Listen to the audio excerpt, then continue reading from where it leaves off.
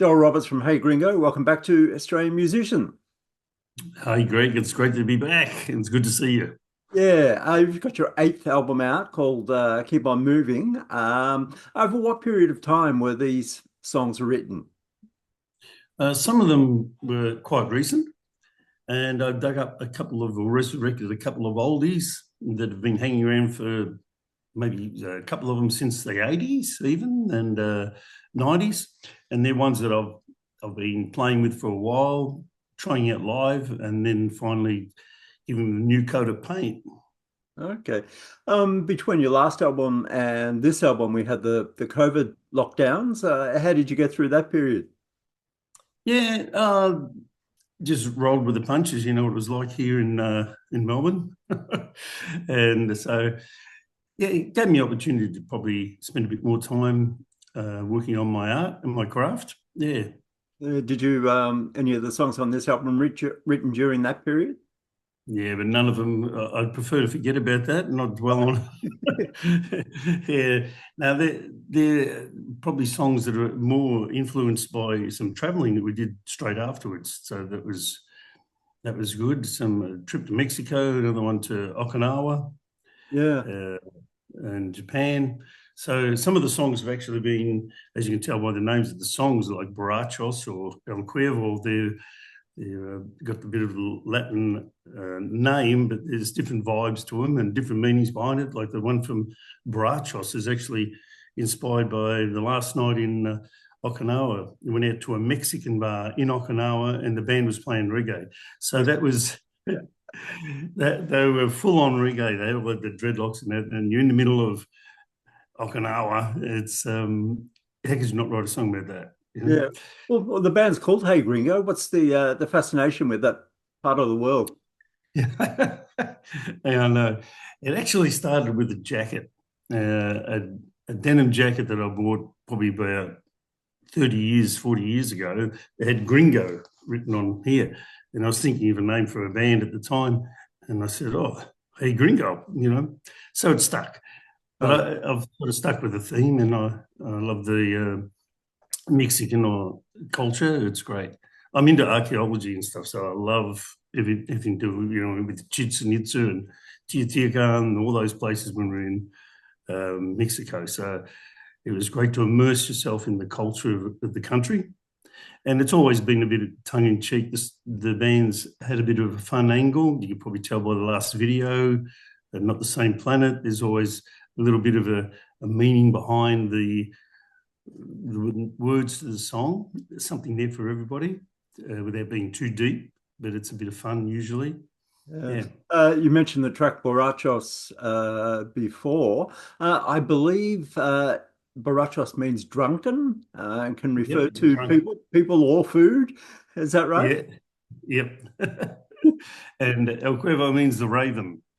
The raven coming about by on the Baja Peninsula, went down to the Sea of Cortez. We were told about this great whale watching local fishermen take you out this little beach, remote beach. And there they were, all the boats lined up. And these pickup trucks had pushed the boats down with a tyre on the back down to the shore, and these massive beach breaks coming in, you had to get over. But one of the trucks was blaring out Mexican music and had the El Cuervo across the windscreen. And I said, oh, I've got to find out what that means. So it's the raven. And when you think about the raven and do a bit of reading about the raven, it's supposed to be a very intelligent bird. So, yeah, it leads you into a whole story that you can write a song about. Yeah. Mm. Charlie Bedford is quite a recent addition to the band, and he co-wrote a couple of songs on this album. How did you come across Charlie? I bumped into Charlie ooh, just around the traps, him playing some of the same festivals or gigs. And we got talking. I love his style. He's got quite a unique, um, tasteful style that he has, and I love the way he interprets songs and what he adds to songs. And he filled in with us a couple of times because the Hey Gringo band's always been quite a fluid lineup. And excuse me. And from that moment, we just sort of gelled, and he's been playing with us probably 3 years now, 2 to 3 years, and I needed a bit of help with a couple of songs just to finish off some choruses, and I thought it'd be great to include him in it. And he came up with some great progressions that helped nail the song. Another one of the tracks, One of Those Days, features both Charlie and Brendan Mason on guitar. They both have a solo each. Did that happen in the studio, or did you always plan to have that dual guitar thing for that track? I always have everything planned before I go into the studio. Time's money, and you've got to have all these things planned, but it worked out exactly. The album, in fact, has probably come up better than what I could have imagined.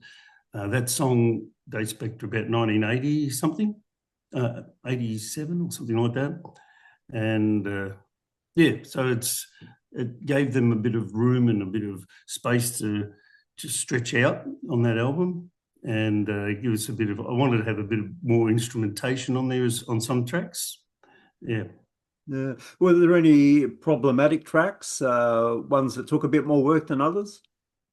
No, not really. No, but I always, when I start off the album, like I did with the last album, as you know, I've worked with Nicky Bomba all the way through my whole career as far as recording. He recorded the first 3 albums for us, engineered. So I went up the next place. You've got to have the foundation's got to be solid. So the last 2 albums I've recorded the way probably a lot of people record today, not everybody go into the studio and do it live, you do it in parts. And I went up to Nick's place up near Bright, and his lovely little escape up there on the river, and he just put them down straight away, all the tracks. I do a lot of prep before I start the album. So I was doing the guide tracks, and he just joined in, and no rehearsal, didn't know the songs before. So it just gives you an indication of what an incredible musician he is. He's just fantastic, Nicky. And yeah, then I took it down to Mr. Lang's, Jeff Lang's place, and built it up from there. Had Brian Strafford play bass. So he did that remotely. As I know, Brian's a very good guitarist, but he did such a great job on the last album with the bass. I got him to do it again. And no, everything just went smoothly. I got together with Aaron Searle, a guy who plays sax and woodwind with us live, and Vincent Bradley on horns, both on sax, trombone and trumpet, and he wrote down all the horn sections that I was indicating that it would be nice.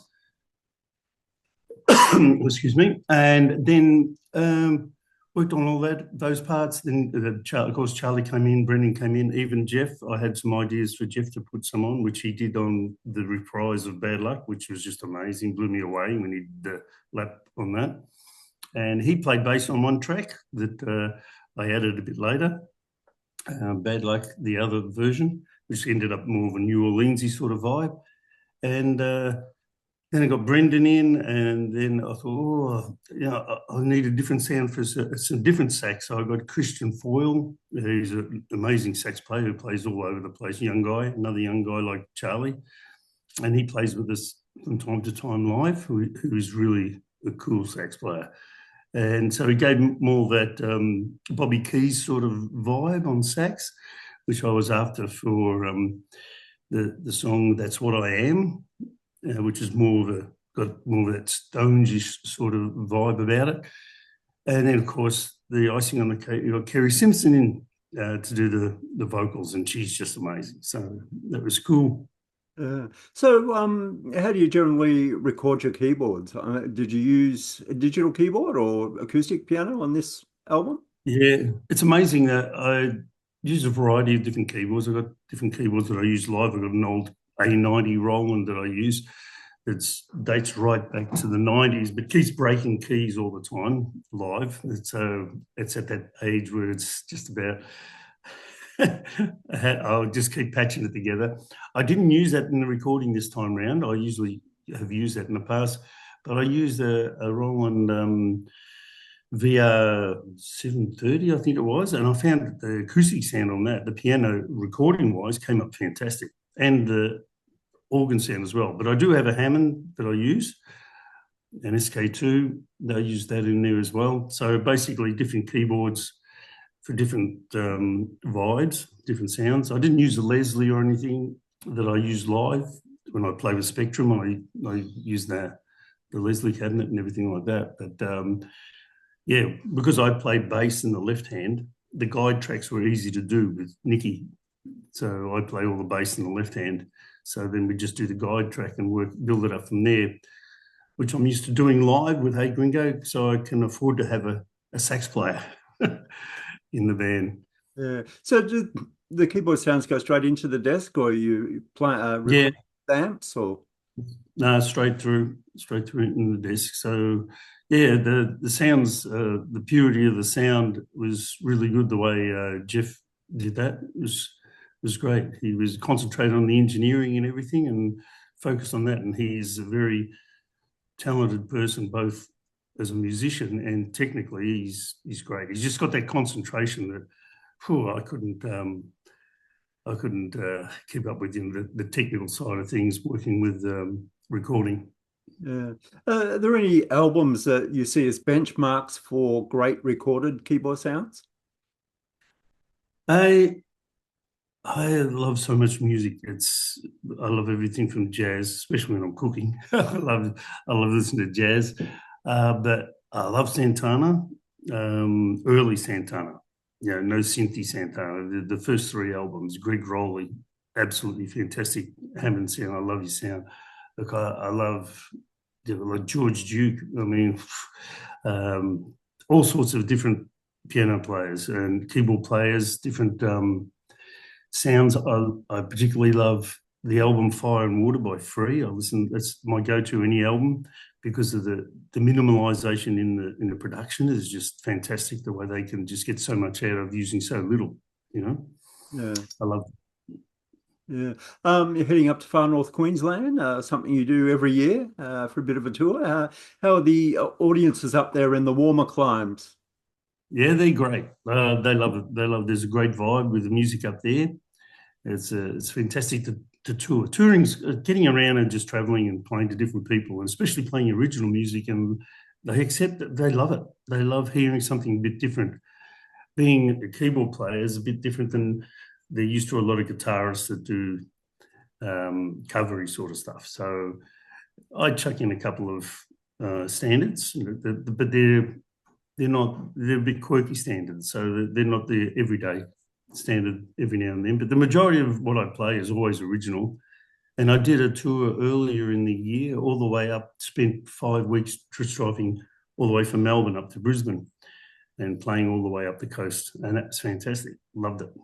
Yeah, I see you playing the Alice Beach Bar on the 18th of Yeah. August. It's a great bar that I stumbled across driving from Cairns to Port Douglas. I could have stayed there all day if I wasn't driving. Yeah, they put a lot of work into it. That used to not be as flash as what it is today, but they've done an amazing job. And they got flooded, of course, with all the storms that they had earlier in the year. But they bounced back, and it's a beautiful spot, beautiful caravan park right on the beach opposite. It's just magnificent. Yeah. What do you miss most about the old school music industry from the 70s and 80s? What do you wish that still existed today? Well, in those days, we didn't have all the other distractions that we have today for everybody, with media and phones and all that sort of stuff. So it was only music and sport in those days. So everybody was into music. The charts had the local bands. The bands that were in the charts were at your local pub. So what you heard on the radio, you can go and see right there. So that the culture was just amazing, and the interest and the passion for music was not something you conscious of. It was just a way of life. So I miss that way of life where people really enjoyed live music and responded to music the way they used to. The concentration span of people today, that's why with your Spotify's and things like that, people probably only listen to about 20 seconds of a song before they switch to something else. Whereas in the past, with having an album, all those sort of things, with having vinyl in those days, people would sit down and listen to a whole record. So and have the album cover in their hand and read the album cover and learn about music and think, oh, this person was on that album, and then it leads you into a whole labyrinth of culture. That's what I miss. So is your new album available in physical form? Yeah, I've got it. I haven't put it online like with all the others because, as you probably know, it's not as rewarding. I'm trying to work out a way of just holding back on that. If people hear it on the radio, which has been getting a lot of airplay, if they like it, they can always just hit me up on Facebook and I'll do the PayPal thing and mail it out to them. It's not a problem that way. Or come to a gig and they can get the album there. Yeah. I'm not sort of rushing at doing the whole thing. I'm just really happy with it, and I've been flat chat with interviews and talking about the album, which I'm quite proud of. Yeah. So you've got this Far North Queensland tour happening very soon. What's time for the rest of the year after that? I've got a lot happening with Spectrum. Spectrum will dial up a bit now, and Mike's got quite a few gigs for us. And we've got one where there's the re-release of a desk tape from Martini's in Carlton from 1976, and it's to aid roadies. So we'll be doing a show coming up. I'm trying to think of what it is. We've got so many dates coming up, but we've got one coming up pretty soon. So just check out mikeruddbillpart.com and be able to see where all the gigs are. We'll probably have Glenn Mason sitting in with us, as you know, from Aerial Days. And that'll be fun because he's great. But yeah, the band's going great. We've been doing a couple of gigs and the response is fantastic. People are rocking up and getting into it. It's mighty, just to see that. Sometimes you've got to pinch yourself and think, wow, I used to go and see Mike back in the 70s, and to be playing with Spectrum was just such a thrill. Yeah. So Keep On Moving is the 8th album. When you put an album out these days, what are your hopes for it? You'd like to think that the exposure that you may get through the album, or just people that are appreciating the album, that it might lead to some more opportunities. And I've just noticed the Blues Fest, the words around that may end up going after the next year, which is a shame. So you'd like to think that